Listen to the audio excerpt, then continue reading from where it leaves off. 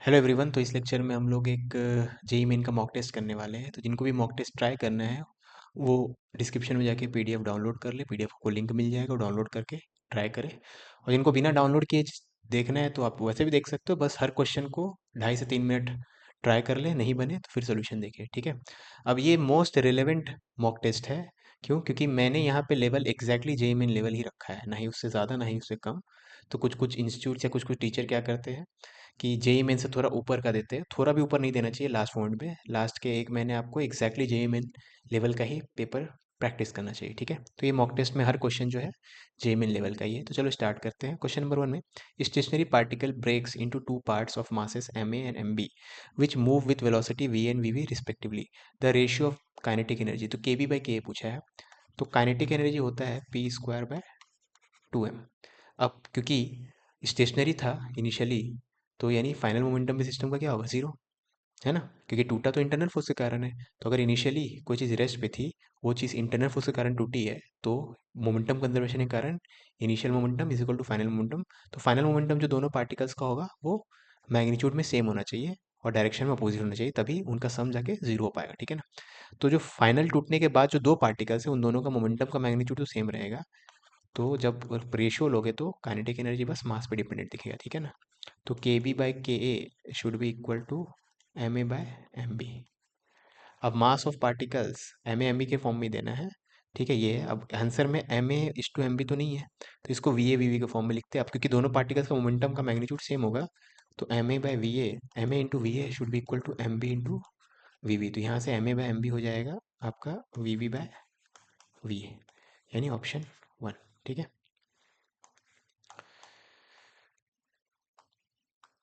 Question number 2 में आपको बोला कि two planets A and B having masses m1 and m2 move around sun in circular orbits of radius r1 r2। Okay, if angular momentum of A is l and that of B is 3l, तो time period का ratio, ठीक है। तो आपको पता है time period का expression होता है 2 pi root over G into mass of sun into orbit का रेडियस। तो चलो उसको r के फॉर्म में लिख लेते हैं।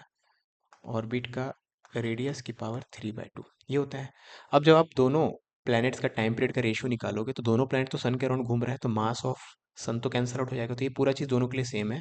तो जब आप रेशियो निकालोगे तो बस यही चीज़ काम का रहेगा। बेसिकली टाइम पीरियड इस क्वेश्चन में प्रोपोर्शनल है आर की पावर 3/2 के, ठीक है ना। तो T A by T B हो जाएगा, T A by T B हो जाएगा R A by R B की पावर 3/2। अब आर ए और आर बी दिया हुआ है R1 R2, तो ये हो जाएगा R1/R2 की पावर 3/2, ठीक है ना। अब ऑप्शन में R1/R2 की पावर 3/2 वाला नहीं है। देखो ये R2/R1 है, तो ये तो नहीं है, ये नहीं है, मतलब अभी तक तो नहीं है, तो इनसे किसी से मैच नहीं कर रहा, ठीक है ना। ऑफ कोर्स ये दोनों इक्वल नहीं हो सकते, क्योंकि यहाँ पे R1 R2 की पावर 3/2 है, यहाँ 3 है इसके, ठीक है ना। तो R1 R2 वाला तो कोई भी तब मैच नहीं कर रहा, तो ये दोनों तो नहीं हो सकते। यानी इन दोनों में से कुछ होना होगा, मतलब इसको मास में कन्वर्ट करना होगा। तो अभी तक आपने ध्यान दिया होगा मैंने एंगुलर मोमेंटम वाला इन्फॉर्मेशन को यूज़ किया ही नहीं है, तो एंगुलर मोमेंटम वाला इन्फॉर्मेशन यूज करते हैं। अब सर्कुलर ऑर्बिट में आपको पता होगा केमिस्ट्री के नॉलेज से भी कि एंगुलर मोमेंटम क्या होता है, एमवीआर होता है। तो फर्स्ट प्लैनेट के लिए एंगुलर मोमेंटम एल है, दूसरे के लिए 3l है। तो angular momentum of first planet हो जाएगा m1 v1 r1। तो एम ए वी वेलोसिटी चलो नहीं दिया हुआ, वी ए आर ए। वैसे दूसरे प्लैनेट का हो जाएगा M B V B R B, ठीक है। रेडियस आर बी नहीं दिया, R1 R2 दिया हुआ है, तो इनका आप रेशियो ले लो, ठीक है। तो यहाँ से आपको मिल रहा है एम ए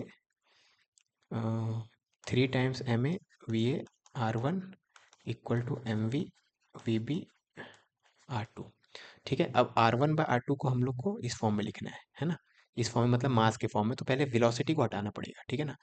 अब वेलोसिटी और रेडियस का डिपेंडेंस कैसे होता है, तो आपको पता होगा कि वेलोसिटी किसी भी ऑर्बिट में 1/√x होती है, ठीक है ना। तो v प्रोपोर्शनल टू 1/√x, है ना। तो वी ए और वी बी तो यहीं से आप देख सकते हो। अगर आप इसको सिंप्लीफाई करो तो अगर आपको R1/R2 चाहिए ना, तो R1/R2 इक्वल टू क्या हो जाएगा, M B by M A V B by V A 1/3, ये होगा, ठीक है ना। अब V B by V A, V जो होता है सर्कुलर ऑर्बिट में ये होता है 1/√r। तो V B by V A के बदले में लिख दूंगा R A by R B, ठीक है, यानी R1/R2। तो इसको अगर मिटाऊँ मैं यहाँ पे, स्क्वायर रूट ऑफ R1/R2, और उसको अगर उस तरफ ले जाए तो ये हो जाएगा स्क्वायर रूट ऑफ R1/R2। इसको अगर इधर लेता है तो मतलब दिस बाय दिस, मतलब ये बचेगा यहाँ पे, ठीक है, ये कैंसिल हो जाएगा, है ना। तो R1/R2 यहाँ से आपको दिख रहा है, स्क्वायर रूट ऑफ R1/R2 ही चाहिए हमें, क्योंकि इसको अगर आप ध्यान से देखो, ये स्क्वायर रूट ऑफ R1/R2 की पावर 3 है, तो स्क्वायर रूट ऑफ R1/R2 कितना है, तो इसका 3 करेंगे तो 1/27 इंटू MB/MA क्यूब, ठीक है, 1/27 MB/MA यानी M2/M1 क्यूब, ठीक है। क्वेश्चन नंबर 3 में a mixture of 1 mole of monatomic gas and 1 mole of diatomic gas, जो कि रिजिड है, रिजिड है मतलब आपको इसका वाइब्रेशनल मोड को इग्नोर करना है ना, are kept at room temperature, the ratio of specific heat of gases at constant volume. तो बेसिकली सीवी का रेशियो पूछा है, ठीक है, मोलर स्पेसिफिक हीट लिख देना चाहिए था, molar heat capacity at constant volume. तो मोलर हीट कैपेसिटी होता है आपका सीवी, होता है degree of freedom by 2 into R, ठीक है ना। अब मोनोटॉमिक के लिए होता है डिग्री ऑफ फ्रीडम इतना, मतलब बेसिकली एफ के प्रोपोर्शनल है, मोनोटॉमिक के लिए डिग्री ऑफ फ्रीडम 3 होता है, और रिजिड डायटोमिक के लिए 5 होता है, तो 3/5 यानी ऑप्शन डी, ठीक है।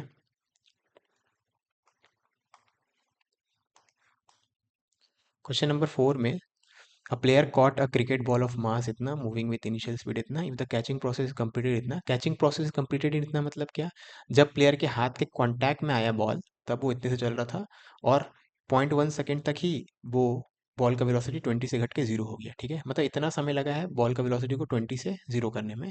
तो magnitude of average force exerted, average force ही होगा, ठीक है ना। तो एवरेज फोर्स होता है आपका ये delta P by delta T, change in momentum, ये ठीक है ना, फोर्स का मैग्नीट्यूड ऐसे निकालते हैं ना। अब चेंज इन मोमेंटम अब देखोगे तो जो इनिशियल मोमेंटम है, फाइनल मोमेंटम 0 है, तो इनिशियल मोमेंटम का मैग्नीट्यूड ले लो divided by time taken, initial momentum mass into initial velocity divided by time taken. अब मास है बॉल का 0.15 और इनिशियल वेलोसिटी है 20 डिवाइडेड बाय टाइम टेकन, ठीक है, तो हो जाएगा 3/2 इंटू 20 यानी 30, ठीक है, नहीं सही क्या ना, 5 3 15 3/2, हाँ, तो ये हो जाएगा 30 न्यूटन, ऑप्शन बी, ठीक है। सही कर रहा हूँ ना, मुझे डाउट हो रहा है, ये 15/10 तो 3/2, हाँ ठीक है।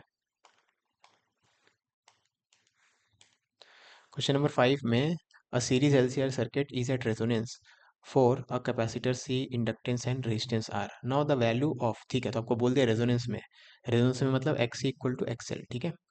Now the value of resistance is half, याद रखना रेजिस्टेंस को आधा करो, डबल करो, रेजिस्टेंस को कितना भी चेंज करो, एक्सी और एक्सएल में कहीं भी रेजिस्टेंस नहीं आता, एक्सी में 1/ओमेगा सी आता है, एक्सएल में ओमेगा एल आता है, दोनों इक्वल है, तो रेजिस्टेंस का वैल्यू कुछ भी रहे, दोनों इक्वल है, तो एक्सी बाई एक्सी और एक्सएल दोनों बाद में भी इक्वल ही रहेंगे, क्योंकि आर पे डिपेंडेंट नहीं है, ठीक है। तो all other parameter are same, यानी ओमेगा एल सी ये सब सेम है, और शुरू में रेजोनेंस में था यानी बाद में भी रेजोनेंस में हो गया, क्योंकि रेजिस्टेंस पे तो रेजोनेंस कंडीशन डिपेंड नहीं करता है। तो करंट एम्पलीट्यूड एट रेजोनेंस, ठीक है, तो करंट आपको पता है एट रेजोनेंस करंट की वैल्यू क्या होती है, पीक वैल्यू ऑफ करंट होता है E naught by Z, and Z की वैल्यू एट रेजोनेंस क्या होती है, जेड की रेजोनेंस आर होती है, ठीक है ना। बेसिकली यही वाला फॉर्मूला 2 बार लगाना है आपको, तो पहले जब रेजिस्टेंस की वैल्यू आर है तब जो भी करंट होगा, बाद में आपने रेजिस्टेंस को आधा कर दिया, रेजिस्टेंस को आधा कर दिया, बाकी कुछ भी छेड़खानी नहीं की, तो करंट डबल हो जाएगा, तो current will be double, peak current double हो जाएगा, ठीक है। क्वेश्चन नंबर 6 में average force exerted on a non reflecting surface at normal incidence is this much, ठीक है, इफ इतना is the intensity of light and it is for a span of 1 hour 30 minute, ठीक है, basically इतना intensity का light इतने देर के लिए किसी नॉन रोटेटिंग सरफेस पे नॉर्मली इंसिडेंट हो, तो इतना फोर्स एक्सर्ट कर रहा है, तो एरिया क्या होगा, ठीक है। तो अगर आपको फॉर्मूला नहीं पता, जैसे मुझे याद नहीं रहता यूजुअली, तो मैं 1 सेकेंड में आपको, मतलब 1 सेकेंड नहीं, मतलब कुछ 10 सेकेंड्स के अंदर डिराइव कर लेता हूँ। तो P equal to E by C होता है। अब एनर्जी क्या होता है, एनर्जी होता है intensity into area into time by C, ठीक है, तो फोर्स हो जाएगा P/T यानी IA/C, ठीक है, ये हो गया force, momentum divided by time, ठीक है, वैसे एक चेंजिंग मोमेंटम होता है, बस वैसे याद रखने के लिए सही है, बाकी अब एग्जैक्ट प्रूफ देखोगे तो आ जाएगा, है ना। अब नॉन रिफ्लेक्टिंग है तो 2 का फैक्टर नहीं डालेंगे, एज इट इज रहने देंगे, ठीक है ना। तो ये हो जाएगा आपका आंसर, तो force is equal to this, तो आपको चाहिए एरिया, तो एरिया हो जाएगा F into C divided by I, तो फोर्स है 2.4 into 10⁻⁻⁴ into C divided by आई।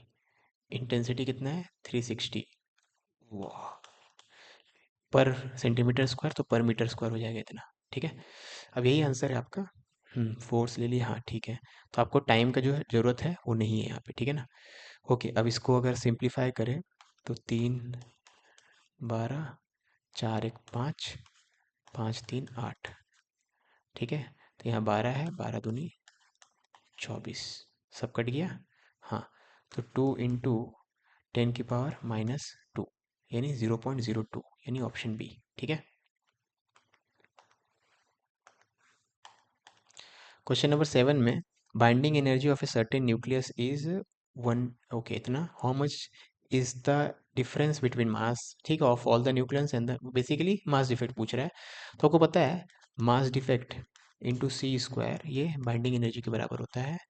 ठीक है, तो मास डिफेक्ट हो जाएगा binding energy divided by C square. अब बाइंडिंग एनर्जी का वैल्यू ऐसा यूनिट में दिया हुआ है, तो मैं यहाँ लिखता हूँ binding energy divided by C square. तो सी मतलब 3 × 10⁸, उसका स्क्वायर करेंगे तो इतना। ठीक है, तो ये ऊपर जाके -8 बन जाएगा। 9 दूनी 2 × 10⁻⁸ किलोग्राम।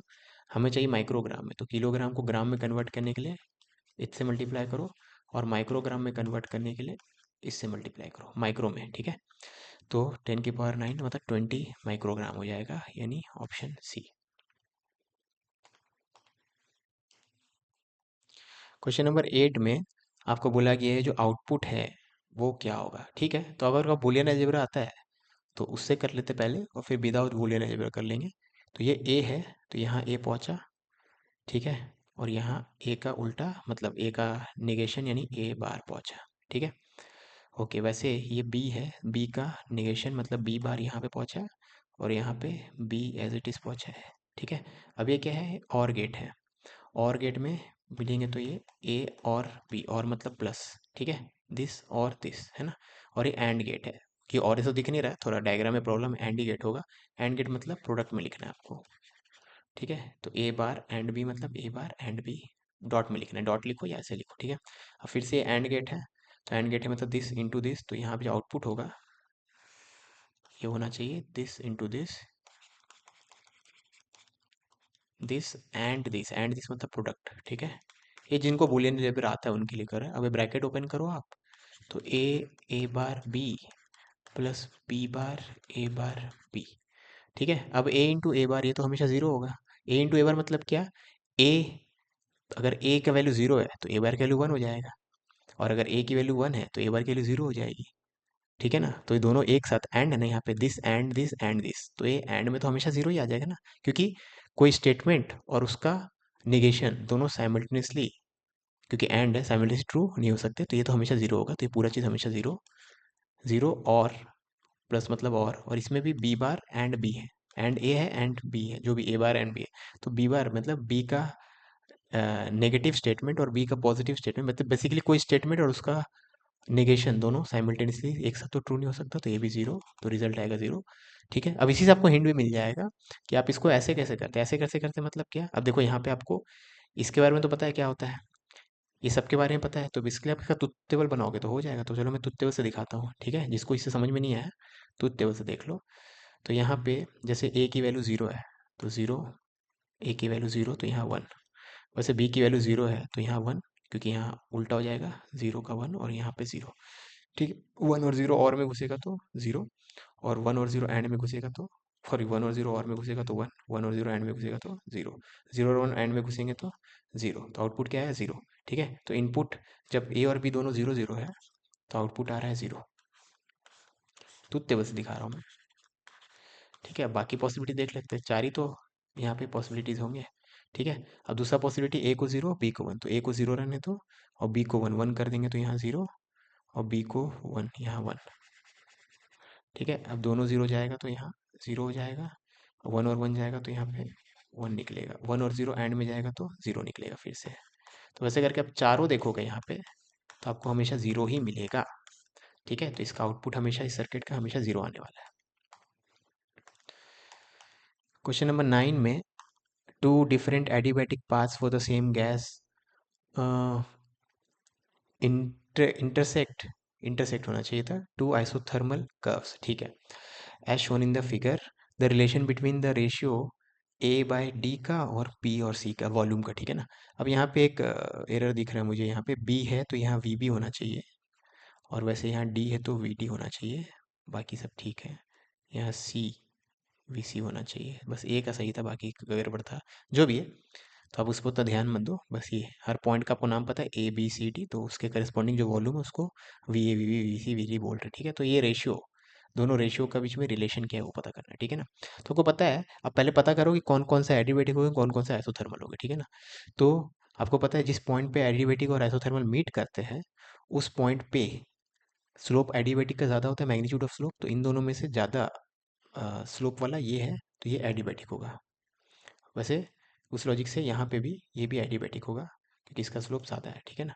और कम स्लोप वाले दोनों आइसोथर्मल आइसोथर्मल, तो ये आइसोथर्मल आइसोथर्मल एडिबेटिक आइसोथर्मल एडिबेटिक। क्वेश्चन में खाली बोला था कि दो ठो आइसोथर्मल है, दो ठो एडिबेटिक है, फिर बाकी हम लोग को अपना नॉलेज यूज़ करके पता करना पड़ेगा कौन सा आइसोथर्मल है कौन सा एडिबेटिक, ठीक है। ओके, अब एक काम करता हूँ मैं इस पाथ के लिए देखता हूँ, ये वाला पाथ, ये तो एडिबेटिक है, एडिबेटिक प्रोसेस के लिए टीवी की power gamma minus one constant, ठीक है ना। तो मैं डी से ए जा रहा हूँ एडिबेटिक के लिए, तो टीवी की power gamma minus one equal to constant, ठीक है। तो ए के लिए लिख दूँ मैं, वैसे डी के लिए भी लिख सकता हूँ, T D V D gamma minus one, तो V A by V D की पावर गामा माइनस वन हो जाएगा, टी ए बाय, उल्टा बोल रहा हूँ ना, T D by T A, ठीक है ना, one by gamma minus one, है ना। ओके, तो मैंने इस एडिबेटिक प्रोसेस के लिए इस एडिबेटिक का एंड पॉइंट्स जो है, उन दोनों पॉइंट्स का वॉल्यूम और टेम्परेचर के बीच में ऐसा रिलेशन है। सिमिलरली यही लॉजिक मैं दूसरे वाले एडिबिलिटी के लिए लगाऊँ, ये बीसी वाला या सीबी वाला जो बोलने बोलो, तो उसके लिए देखूंगा मैं, तो मुझे वी बाई बी सी चाहिए ना, तो सिमिलर लॉजिक से वी बाई बी सी देख लो, बी और सी फिर से इस वाले एडिबिलिटी के एंड पॉइंट्स है ना, तो इसमें फिर से आ जाएगा टी सी बाय, इसी लॉजिक से जो लॉजिक यहाँ पे लगाया है आप, वो लॉजिक से आ जाएगा, ठीक है। अब एक काम करते हैं, इन दोनों इक्वेशन को डिवाइड कर देते, तो V A by V D this by this करें, तो डिवाइडिंग दिस टू, तो V A by V D वाले को डिवाइड कर दिए इससे V V by V C, तो this by this will give you this, तो आपको मिल जाएगा दिस डिवाइडेड बाय दिस, ठीक है। तो इसको मैं थोड़ा सजा के ऐसे लिख रहा हूँ, T D by T C into T T D, अरे T D by T C, हाँ, और टी वी बाई टी ए,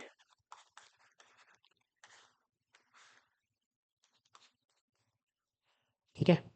देख लो, दिस बाय दिस करेंगे, तो दिस बाय दिस करेंगे तो इतना आ जाएगा, है ना। ओके, अब टी डी और टी सी को देखें, तो डी और सी ये तो आइसोथर्मल में, आइसोथर्मल में मतलब इन सब पॉइंट में टेम्परेचर सेम है, तो T D by T C तो वन हो गया। वैसे बी और ए भी आइसो, दोनों सेम आइसोथर्मल लाइक कर रहा है, बी और ए आइसोथर्मल ग्राफ है ना, ये आइसोथर्मल पार्ट है ना, तो ये भी वन हो जाएगा, तो ये वन वन, तो ये पूरा ही वन हो जाएगा, यानी ये रेशियो वन के बराबर है, मतलब बोथ आर इक्वल, ऑप्शन है, ठीक है।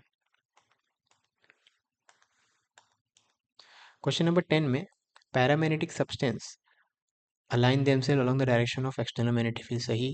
अट्रैक्ट स्ट्रांगली, स्ट्रांगली ने वीकली होता है, गलत। Has susceptibility little more than zero, सही। तो ए एंड सी सही है, choose the most appropriate, A and C सही है। क्वेश्चन नंबर 11 में, in the given circuit the terminal potential difference of the cell is, ठीक है। तो यहाँ पे चार और चार, तो ये दो हो जाएगा, तो करंट कितना फ्लो होगा, three by three, one ampere, तो वन एम्पियर करंट फ्लो हो रहा है, तो थ्री और इसके अक्रॉस ड्रॉप है वन, तो दो वोल्ट हो जाएगा, है ना। टर्मिनल पोटेंशियल डिफरेंस मतलब ये सेल है, डॉटेड लाइन वाला ये सेल है, सेल के एंड पॉइंट्स के बीच में कितना पोटेंशियल डिफरेंस, ठीक है। तो हो जाएगा ई माइनस आई आर, ठीक है। ये आप डायरेक्टली इसके थ्रू करो, ये इसका इक्विवेलेंट कितना था, दो ओम था, तो two into one two volt, तो इन दोनों पॉइंट के बीच में दो वोल्ट है, मतलब इस दोनों पॉइंट के बीच में दो वोल्ट है, ठीक है। क्वेश्चन नंबर 12 में, three bodies A B C have equal kinetic energy and their masses are this, ratio of momentum, तो मोमेंटम होता है रूट ओवर टू एम के। अब इस क्वेश्चन में जब रेशियो लोगे आप, काइनेटिक तो सबका सेम है तो कैंसिल हो जाएगा, तो इस क्वेश्चन के पर्पस के लिए आप बोल सकते हो P proportional to root M, ठीक है। तो ratio of the linear momentum, तो अब रूट एम का रेशियो लेना होगा, तो root point four, root one point two, root one point six, तो पॉइंट फोर से डिवाइड कर दो, तो वन थ्री फोर, यानी one is to root three is to two, one root three two. Question number 13 में, critical angle of incidence for a pair of optical media is 45 degree, refractive index of the first and second. Okay, अब बताया नहीं गया है, तो first मतलब मैं incident मान लूंगा, सेकंड मतलब रिफ्रैक्टेड रे जिस मीडियम में, उसको सेकंड मीडियम बोल दे रहा हूँ, ठीक है ना। तो क्रिटिकल एंगल दे दिया है, तो मुझे चाहिए फर्स्ट मीडियम मतलब रिफ ये और सेकंड मीडियम मतलब रेयरर और डेंसर, ठीक है ना। उल्टा बोल रहा हूँ क्या मैं? Critical angle of incidence for a pair, okay okay, sorry sorry, तो एक गलत पर भी हो रहा है, देखो क्रिटिकल एंगल की बात हो रही है, ठीक है ना। और क्रिटिकल एंगल की बात हो रही है मतलब रे जो होगा डेंसर से रेरर जा रहा होगा, डेंसर से रेरर, ठीक है ना। ओके, इज 45 डिग्री, तो refractive index of first and second, तो रे इंसिडेंट रे यहाँ पे है, ठीक है, रिफ्रैक्टेड रे यहाँ पे है, जो भी है ये रिफ्रैक्टेड रे है ना, ठीक है। तो इनका रेशियो पूछा है, तो फर्स्ट एंड सेकंड, फर्स्ट में इसी को मान लेना जिसमें इंसिडेंट रे, ठीक है ना। तो आपको पता है ये होता है 1/sin ऑफ क्रिटिकल एंगल, क्योंकि साइन ऑफ क्रिटिकल एंगल तो है mu rarer by mu denser, तो 1/क्रिटिकल एंगल का साइन मतलब √2:1, ठीक है, ऑप्शन डी है। आप बेसिकली समझो ना, फर्स्ट मीडियम मतलब यहाँ पे अगर डेंसर से रेरर जा रहा होगा तभी तो क्रिटिकल एंगल की बात होगी, ठीक है ना। तो फर्स्ट मीडियम में तो डेंसर में म्यू रेरर निकालें तो ग्रेटर देन 1 आना चाहिए, ठीक है। अब साइन, ये तो पता है आपको, यही चीज़ इसी का साइन लेने से आएगा, तो साइन 45 1/√2 होता है, ग्रेटर देन 1 करना है तो √2/1 होगा। बाकी आपको एग्जैक्टली नहीं समझ में आया तो एग्जाम में तो बस मतलब मैं ये बोल रहा हूँ नहीं समझना चाहिए, पॉज करके समझो। लेकिन आपको अगर इसमें लग रहा है 2-3 सेकंड भी वेस्ट हो रहा है, तो साइन 45 1/√2 होता है, तो उसका उल्टा ले लो, क्योंकि आपको ग्रेटर देन 1 चाहिए, ठीक है। 14th में Young's modulus determined by this relation where M is मान, ठीक है। ओके, अब देखो बहुत कहानी लिखा गया है, मुझे क्या काम का लग रहा है, ये स्मॉलेस्ट स्केल डिवीजन, तो लीस्ट काउंट दे दिया है मास का इतना, और लीस्ट काउंट दे दिया है डिस्टेंस के लिए इतना, मतलब जिस भी इंस्ट्रूमेंट से मास को मेजर कर रहे हैं उसका लिस्ट काउंट दे दिया है, और जिस भी इंस्ट्रूमेंट से लेंथ को मेजर कर रहे हैं उसका लिस्ट काउंट दे दिया है, ठीक है। ओके, अब याद रखना ये भी ऐसा यूनिट सीजीएस यूनिट में, ये भी सीजीएस यूनिट्स में, ठीक है। ओके, अगर एम और एल की वैल्यू इतनी है तो मेजर्ड वैल्यू ऑफ एम इतना है, मेजर्ड वैल्यू ऑफ एल इतना है, तो परसेंटेज एरर इन वाई, तो वाई तो प्रोपोर्शनल टू m/l है, तो परसेंटेज एरर इन वाई हो जाएगा m⁻1 है तो परसेंटेज एरर इन m, ठीक है, plus percentage error in l, ये होगा। अब परसेंटेज एरर इन m हो जाएगा, अब एरर इन m आपको नहीं पता तो जो लीस्ट काउंट है उसी को ले लो एरर, मैक्सिमम तो इतना ही हो सकता है ना एरर, ठीक है। तो 5 ग्राम डिवाइडेड बाय मास, ठीक है। वैसे डेल्टा l/l हो जाएगा, एरर इन लेंथ आपको नहीं दिया गया, तो जो भी लिस्ट काउंट है मैक्सिमम उतना ही तो एरर हो सकता है, उससे ज़्यादा कैसे हो सकता है, ठीक है। तो 0.02 डिवाइडेड बाय 2, ठीक है। तो ये भी 1% आ रहा है, ये भी 1% आ रहा है ना। तो एक और 1% मिलके हो जाएगा 2%, ठीक है। देख लो ना, ये 1/100 मतलब 1%, ये भी 1/100 मतलब 1% यानी 2%, ठीक है। 15th में in an expression of this, ठीक है। तो आपने जब ये एक्सप्रेशन पढ़ा होगा एनसीईआरटी में, तो आपको पता है बी को ऑर्डर ऑफ मैग्नीट्यूड बोलते हैं और ए पे जो होता है ये कंडीशन होता है, ठीक है ना। तो ए 1 से लेके 1 को इंक्लूडिंग 1 है, और 10 से छोटा तक कुछ भी नंबर रख सकते हो आप, और वैसे फॉर्मेट में जिस नंबर को लिखेंगे ताकि ए इसको सेटिस्फाई करे, इंटू 10 की पावर जो भी चीज़ आएगी उसको क्या बोलोगे आप, ऑर्डर ऑफ मैग्नीट्यूड, ठीक है ना। अब यहाँ पे थोड़ा क्वेश्चन आपको अजीब लग रहा होगा, तो B is order of magnitude, अगर ए की वैल्यू जो मैं यहाँ पे लिखा हूँ ऐसा कुछ दिख ही नहीं रहा है, ठीक है। ये वाला ऑप्शन कहीं दिख रहा है ए 1 से लेके 10 के बीच में, वैसा कुछ नहीं है ना। अब एनसीईआरटी में एक और लाइन लिखा गया है, ठीक है, आप चेक कर लेना एनसीईआरटी में, अगर ऑर्डर ऑफ मैग्नीट्यूड को अप्रोक्सीमेट करना है, तो अगर अप्रोक्सीमेट करना है ऑर्डर ऑफ मैग्नीट्यूड को, तो अब एक वहाँ पे रूल बताया गया अप्रोक्सीमेट करने के लिए, एग्जैक्ट वैल्यू के लिए नहीं, अप्रोक्सीमेट करने के लिए, ठीक है। रूल बताया गया है कि अगर ये वाला नंबर 5 से कम है, ठीक है, 5 या 5 से कम है तो इसको आप 1 मान लो अप्रोक्सीमेटली, या ये नंबर अगर 5 से बड़ा है, ऑफकोर्स 10 से कम होना चाहिए, 5 से बड़ा है तो इसको आप अप्रोक्सीमेटली 10 मान लो, ठीक है। ये बोला गया है ना।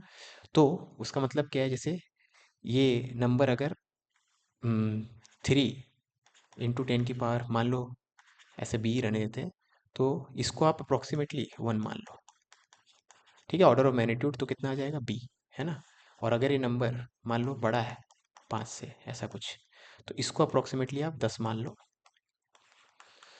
तो अब ये क्या हो जाएगा, 1 × 10⁻⁵ ठीक है। तो क्या ऑर्डर ऑफ मैग्नीट्यूड बी के बराबर है इस केस में, जब ए 5 से बड़ा है? नहीं, ऑर्डर ऑफ मैग्नीट्यूड कितना है, b+1 है। अप्रोक्सीमेट करने की बात कर रहा हूँ मैं, ठीक है। पूरा जो मैं बातचीत कर रहा हूँ क्वेश्चन का कॉन्टेक्स्ट ही वही है, अदरवाइज क्वेश्चन गलत हो जाएगा, ठीक है। तो आपको अज्यूम करना होगा क्वेश्चन का कॉन्टेक्स्ट वही है, भले एक्सप्लिसिटली नहीं लिखा है कि ऑर्डर ऑफ मैग्नीट्यूड को अप्रोक्सीमेट करना है। अगर क्वेश्चन सही रखना है तो हमें ये करना पड़ेगा, ठीक है। तो ऑर्डर ऑफ मैग्नीट्यूड बी के बराबर कब आ रहा है, जब ए इज लेस देन 5। अगर ए ग्रेटर देन 5 है तो ऑर्डर ऑफ मैग्नीट्यूड b+1 आ रहा है। तो आपको बोला गया ऑर्डर ऑफ मैग्नीट्यूड बी के बराबर कब होगा, when A is less than equal to 5, ठीक है। तो ऑप्शन ए हो जाएगा। 16th में a proton and an electron are associated with same de Broglie wavelength, the ratio of their kinetic energies is, ठीक है। तो wave de Broglie wavelength same है मतलब लैम्डा सेम है, lambda is equal to h/p होता है, मतलब p दोनों का सेम है, ठीक है। तो p सेम है, काइनेटिक एनर्जी पूछा है, तो काइनेटिक एनर्जी होता है p²/2m। अब p दोनों का सेम है तो kinetic energy equal to mass. तो kinetic energy ratio of their kinetic energy मतलब kinetic energy of proton divided by kinetic energy of electron, क्योंकि उसी ऑर्डर में नाम लिखा गया है। तो हो जाएगा mass of electron by mass of proton. अब मास ऑफ प्रोटॉन जो होता है 183 टाइम्स मास ऑफ इलेक्ट्रॉन होता है, तो ये इसको अगर मास ऑफ इलेक्ट्रॉन को 1 बोलोगे तो 183 से बोलोगे, तो ऑप्शन ए से मैच कर रहा है, ठीक है। 17th में करेक्ट बर्नौलीज इक्वेशन है, तो p plus rho G H plus half rho V square equal to constant, ठीक है। यही मैच कर रहा है। 18th में a clock has 75 centimetre and 60 centimetre long, okay. तो सेकेंड्स हैंड इतना बड़ा है और मिनट वाला इतना बड़ा है, ठीक है। इन 30 minute duration tip of second hand will travel, ठीक है। अब 30 मिनट में सेकेंड हैंड 30 बार राउंड मारेगा। याद रखना सेकेंड वाला जो सुई होता है वो एक चक्कर मारता है तो 1 मिनट होता है, वैसे 30 मिनट में वो 30 चक्कर मारेगा। और एक चक्कर में वो कितना डिस्टेंस कवर करेगा उसका टिप, 2πr, ठीक है ना। जो टिप होगा सुई का जो एंड पॉइंट होगा 2πr कवर करेगा एक चक्कर में, तो 30 चक्कर में 3 × 30 इतना, ठीक है ना। तो distance covered by the tip of second hand is x more than, तो this is x more than the distance covered by the tip of minute hand. अब मिनट हैंड 30 मिनट में कितना चक्कर काटेगा, आधा चक्कर, क्योंकि मिनट हैंड जब एक चक्कर काटता है तो 60 मिनट बीत जाते हैं ना। मिनट वाला एक चक्कर काटता है तो 60 मिनट बीतते हैं, तो 30 मिनट में आधा चक्कर काटेगा, आधा चक्कर मतलब, ठीक है। तो ये सेकेंड हैंड्स का है और मिनट हैंड को मैं मोल लेता हूँ, आधा चक्कर है ना, आधा चक्कर है मतलब π × r, बस, ठीक है ना। ओके, तो हो गया। अब x की वैल्यू निकाल लेते हैं, तो ये 60π/s और यहाँ पे -π/m। अब के लिए वैल्यू पुट करना है, तो 60 into length of second, second का है 75 सेंटीमीटर यानी मीटर में इतना, माइनस पाई तो कॉमन ले लेंगे, तो रेडियस ऑफ मिनट हैंड 0.6, ठीक है, इंटू पाई, पाई को बोला गया 3.14 लेना है ना। तो ये 3/4 ऑफ ये हो जाएगा 45, 45 माइनस 0.6, तो 44.4 इंटू 3.14, ठीक है। तो ये अप्रोक्सीमेटली 4×12 4×12 4×12 12 तो 120 135 के आसपास, तो नियरेस्ट आंसर मेरे को कैलकुलेटर चाहिए होगा इसके लिए। नहीं, मैं अभी कैलकुलेटर दूर है तो इसको छोड़ देते हैं, मैं अभी ये मान लेता हूँ, ठीक है। ये और ये में कोई होगा, ये भी पास में ही है, तो अगर मुझे गैस करना रहा तो मैं इसको करूँगा, क्योंकि उतना दूर ठीक है, ज़्यादा फर्क नहीं है दोनों में से कोई भी हो सकता है। तो अभी मैं कैलकुलेट नहीं करना चाहता, यही होगा, ठीक है, मान लेता हूँ। किसी को लग रहा है कैलकुलेट करना गलत आएगा तो बता देना कमेंट में, ठीक है। क्वेश्चन नंबर 19 में diameter of a sphere is measured using a vernier calliper whose 9 division of main scale is equal to 10 division of vernier scale. तो 10 vernier scale division equal to 9 main scale divisions, ये question में बोला गया है। तो 1 vernier scale division equal to 0.9 main scale division. Least count क्या होता है, लीस्ट काउंट होता है 1 main scale division minus 1 vernier scale division. अब 1 वर्नियर स्केल डिवीजन 0.9 है, तो 1 माइनस 0.9 मतलब 0.1 मेन स्केल डिवीजन।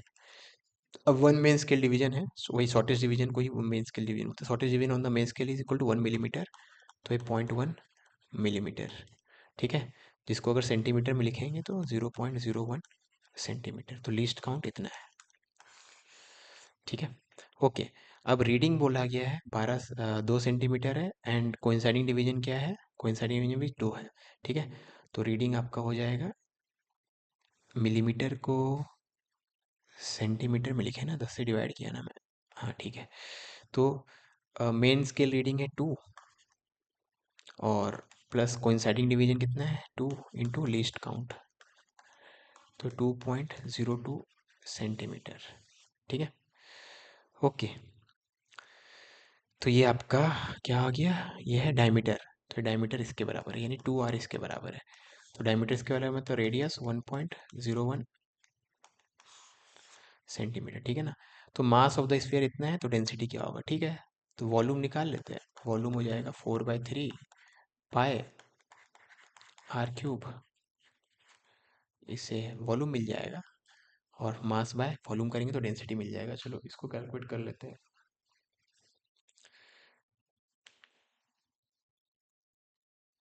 तो कैलकुलेटर दूर है, मोबाइल से यूज़ कर लेते हैं। कितने रहे मोबाइल में कैलकुलेटर।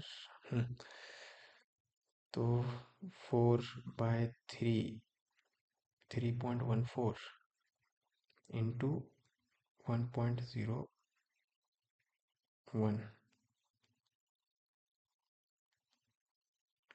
तो ये 4.31 समथिंग आ रहा है।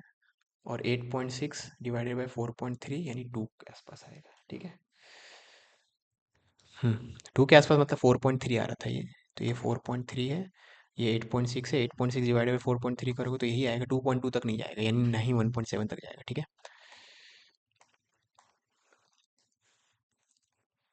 20th में, two charge conducting sphere of radii A and B are connected to each other by conducting wire, the ratio of charges. ठीक है, कंडक्टिंग वायर से जोड़ दिए हैं, तो फाइनली दोनों का पोटेंशियल सेम हो जाएगा। तो KQ/A, KQ बाय रेडियस, और KQ बाय इसका रेडियस। ठीक है, तो आपको बोला रेशियो ऑफ चार्जेस, तो QA/QB ये हो जाएगा RA/RB, यानी RA/RB, ए का रेडियस डिवाइडेड बी का रेडियस। मतलब एक्चुअली में ए और बी दिया हुआ था, मैं रेडियस को RA/RB बोल रहा था, ए और बी था एक्चुअली में। ठीक है। 21 में, resistance of wire at 0 degree Celsius, 100 degree Celsius and T degree Celsius is found to be this the value of temperature T in kelvin. ठीक है, तो आपको पता है ये फॉर्मूला यूज़ करते हैं, R=R0 1 प्लस अल्फ़ा T-0। ठीक है, वही अल्फ़ा इंटू टी। तो R0 है टेम्परेचर एट 0 डिग्री सेल्सियस। ठीक है, ओके। तो इसी को हम लोग 2 बार यूज़ करेंगे 100 डिग्री के लिए। तो 100 डिग्री सेल्सियस पे टेम्परेचर रेजिस्टेंस कितना है 10.2, तो 10.2 और 0 डिग्री सेल्सियस पे है 10, 1 प्लस अल्फ़ा 100 - 0 100।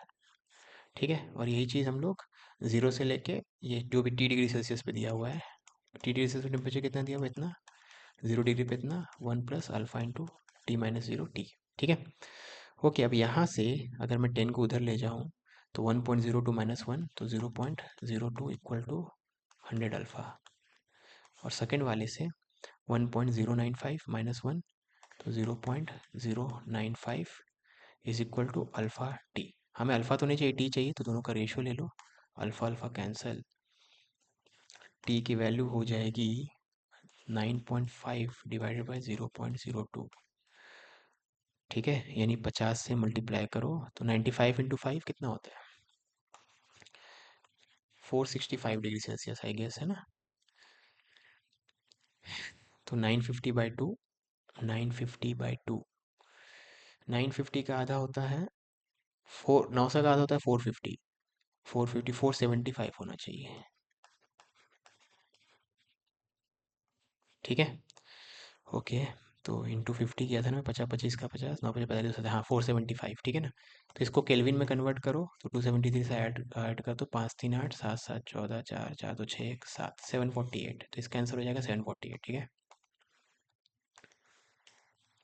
22 में आपको बोला गया है इसका सेंटर ऑफ मास का वाई कोऑर्डिनेट है n/9, the ratio of X and Y coordinate of centre of mass is n/9, तो वैल्यू। ठीक है, इसका बेसिकली सेंटर ऑफ मास का लोकेशन निकालना है। ठीक है, तो एक काम करते हैं ना, इसको मैं डिवाइड कर देता हूँ, थोड़ा ऐसा कलर लेते हैं जो दिखे। हाँ, तो इसको डिवाइड कर देते हैं। ठीक है, अब भले इस डायग्राम में से आपको नहीं दिख रहा होगा, लेकिन ये 5 पार्ट पार्ट जो आपको दिख रहे हैं ना, पांचों सेम साइज के है ना। कैसे पता है मुझे, नंबर पे ध्यान दो। तो ये एक्स सॉरी वाई की वैल्यू यहाँ पे 1 है, तो ये 1 है। ठीक है, तो ये 0,1 है, तो 0,0 से 0, ये भी 1 लेंथ का है, ये भी 1 लेंथ का है, ठीक है। वैसे ये 1,0, 2,0, तो ये सब 1 1 लेंथ का है ना, तो ये भी स्क्वायर है, 1/1 का ये भी स्क्वायर है, 1/1 का ये भी स्क्वायर है। भले दिख नहीं रहा, डायग्राम थोड़ा गंदा बनाया गया है, लेकिन जो भी है सबका एरिया सेम है और यूनिफॉर्म डेंसिटी, सबका मास सेम है, तो सबका मास, एक का मास m मानेंगे तो सबका मास m है, और यहाँ पे कुछ नहीं है, ठीक है ना। तो आपको बोला गया है सेंटर ऑफ मास। अब यहाँ पे सिमेट्री सबको पता है, मतलब ये सिमेट्री लाइन है, प्लेन ऑफ सिमेट्री है, तो सेंटर ऑफ मास इसी लाइन में कहीं ना कहीं होना चाहिए, ठीक है। अब इस लाइन का इक्वेशन क्या है, इस लाइन का इक्वेशन है x इक्वल टू 1.5, ठीक है। तो सेंटर ऑफ मास का x कोऑर्डिनेट तो 1.5 है, y कोऑर्डिनेट निकालना है हमें, ठीक है ना। y कोऑर्डिनेट के लिए मैं फॉर्मूला यूज़ करूंगा, हर एक मास को उसके सेंटर ऑफ मास से, हर इंडिविजुअल पोर्शन का मास को उसके सेंटर ऑफ मास से मल्टीप्लाई करूंगा, तो इस m का सेंटर ऑफ मास यहाँ पे है, इसका सेंटर y कोऑर्डिनेट की बात करूँ, y कोऑर्डिनेट हो जाएगा 1.5, ठीक है ना। तो m इंटू 1.5 प्लस ये वाले m के लिए भी 1.5, तो ये 2 हो गया। वैसे ये दोनों 2m के लिए दोनों का y कोऑर्डिनेट तो सेम है सेंटर ऑफ मास का, ठीक है ना। तो इसका y कोऑर्डिनेट और इसका y कोऑर्डिनेट क्यों सेम बोल रहा हूँ मैं, गलत कर रहा हूँ मैं। Y coordinate, X coordinate same है ना, एक्स तो हमें निकालना ही नहीं, वाई कोऑर्डिनेट देखे तो इसका वाई कोऑर्डिनेट है 1.5, इसका भी 1.5, तो 2 इंटू 1.5, ठीक है। और इन तीनों का वाई कोऑर्डिनेट सेम है, इसका इसका इसका, और इन सब का है 0.5, देख लो बीच वाला लाइन क्या है 0.5 वाला, ठीक है ना। तो 3 इंटू 0.5, ठीक है, डिवाइडेड बाई 2 प्लस 3, यही होगा। आपको लग रहा है सर एम नहीं आया, तो आप एम यूज़ कर लो ना, कहीं से भी क्या ही फर्क पड़ रहा है, इसको क्यों मिटाया, ठीक है ना। तो 2m 3m 2m 3m, तो m कैंसिल होके वाई सी एम मिल गया आपको, 3 1.5 4.5 डिवाइडेड बाय 5, तो 0.9, तो x और y का ratio 5 divided by 0.9 n by 9, तो n की वैल्यू हो जाएगी 50,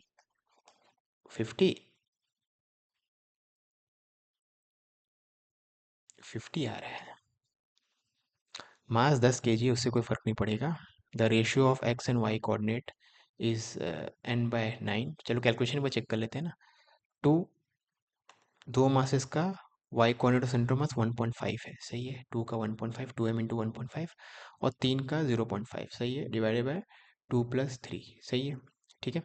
और x कोऑर्डिनेट तो हो जाएगा, इसका बीचों बीच है ना ये, तो 1.5, अरे x को मैं 5 क्यों लिख रहा हूँ, x तो 1.5 है, ठीक है। तो x कोऑर्डिनेट 1.5 है ना, ये गलती था, तो n की वैल्यू 15 आ जाएगी, ठीक है, 15/9, है ना। तो हो सकता है कि अभी गलत हो, कैलकुलेशन एरर, मेन कॉन्सेप्ट यही है। तो वाई सी एम तो 0.9 आ गया, 5 और 1.5, 3 4.5/5, तो 0.9, ये तो सही है। वाई कोऑर्डिनेट, एक्स कोऑर्डिनेट 1.5, ठीक है ना। तो एक्स कोऑर्डिनेट और वाई कोऑर्डिनेट का रेशियो, तो 1.5 डिवाइडेड बाई 0.9, तो 15/9 इज इक्वल टू n/9, तो 15 हो गया, ठीक है। क्वेश्चन नंबर 23 में, a closed and an open organ pipe have same length if the ratio of frequencies of their seventh overtones, ठीक है। अब क्लोज्ड ऑर्गन पाइप के लिए ओवरटोन क्या होता है, जैसे क्लोज ऑर्गन पाइप के लिए ये सब होता है ना, F0, 3 F0, 5 F0, 7 F0, यही सब होता है, ठीक है ना। तो देखो फर्स्ट ओवरटोन में 3 आ रहा है, सेकेंड ओवरटोन में 5 आ रहा है, यानी 2n+1 की बात हो रही है, ठीक है ना। तो फर्स्ट ओवरटोन मतलब, फर्स्ट मतलब 2 इंटू 1+1, सेकेंड के लिए 2 इंटू 2+1, ठीक है ना। तो सेवन्थ ओवरटोन के लिए 2 इंटू 7+1, यानी 2 इंटू 7, 14+1, 15 F0, ये है सेवन्थ, ठीक है। ये सेवन्थ ओवरटोन है। अब ओपन ऑर्गन पाइप के लिए तो बहुत ही सिंपल होता है, F0 2 F0 3 F0, वैसे करके इसका सेवन्थ क्या हो जाएगा, seventh overtone, first overtone sorry seventh overtone हो जाएगा, उल्टा बोल दिया, तो ठीक है, ज़्यादा गलती नहीं हुई, 8 F0, ठीक है। फर्स्ट ओवरटोन 2 है, सेकंड के लिए 3 है, तो n+1 चल रहा है इसका, तो इसका 8 हो जाएगा, ठीक है ना। रेशियो इनका है a-1 डिवाइडेड बाय a, ठीक है। तो have the same length, ratio frequency, ठीक है। तो आपको पता है कि फंडामेंटल फ्रीक्वेंसी अब दोनों का अलग अलग हो सकता है, ठीक है ना, ये मैं डायरेक्टली रेशियो मत ले लेना, ठीक है। फंडामेंटल फ्रीक्वेंसी क्या होता है, C/4L क्लोज के लिए, तो ये हो जाएगा C/4L क्लोज के लिए, और ओपन के लिए ये हो जाएगा 8C/2L, है ना। F0 होता है C/2L, ठीक है ना। दोनों का लेंथ सेम है, तो L L मैंने सेम लिया, अदरवाइज L1 L2 लेता, ठीक है ना। अब दोनों of course same he air है, दोनों के अंदर same he air in the sense कि दोनों सेम मीडियम में रखे हुए हैं, ठीक है। और तो दोनों के अंदर सेम गैस ट्रैप्ड है, वैसा मान लो जो मानना स्टैंडिंग वेव, तो सी भी सेम रहेगा, है ना। तो अब बोला गया है ratio frequency of seventh overtone उन दोनों का इतना है, तो इनका रेशियो आपको बोला गया A-1/A।